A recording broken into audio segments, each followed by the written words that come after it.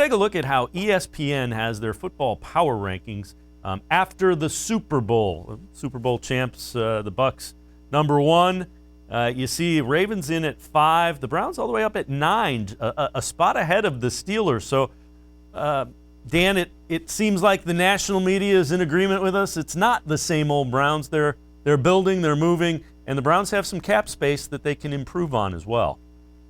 Yeah, there's a lot of upside with this Browns team. I keep thinking if they can just turn this defense into a top 15 defense, they don't have to be the best defense in the league. They don't even have to be a top 10 defense. If they can just be a top 15 defense and this offense continues to evolve under Baker Mayfield and Kevin Stefanski, they can be one of the best teams in the NFL.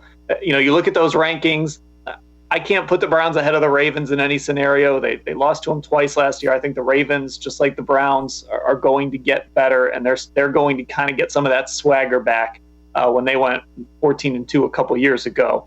So I think it's between those two teams in the AFC North. I'll say this, I think the Steelers are too high. I am completely out on the Pittsburgh Steelers. Maybe that's going to look bad in October when the Steelers are 4-1 and leading the AFC North, but I'm just out on them. I think they were one of the worst teams in the NFL in the second half of the season. The Browns just absolutely smoked them in the wild card game. That comeback at the end, I'm just going to put aside. I don't know what the Steelers are going to do. They have a lot of cap issues. I don't know what Big Ben's going to be. I'm out on the Steelers. I think they're too high on that list. I think it comes down to the Browns and Ravens in the AFC North.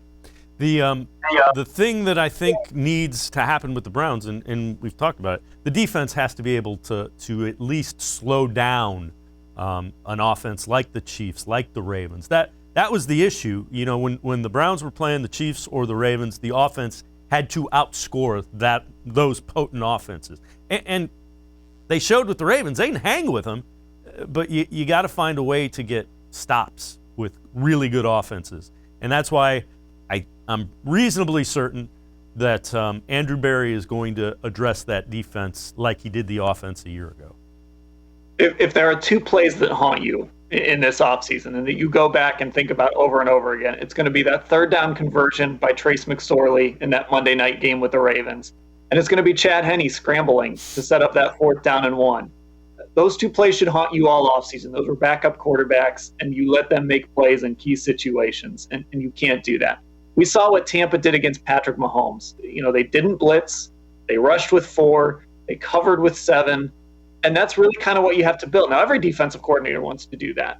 But the Browns do have the resources to build a defense with that capability. If they build up that pass rush, if they shore up that secondary, then you're kind of set up to be able to maybe slow Lamar Jackson, slow down Patrick Mahomes and that Chiefs offense. You're never going to be able to shut those teams down. What Tampa did to Kansas City is an outlier.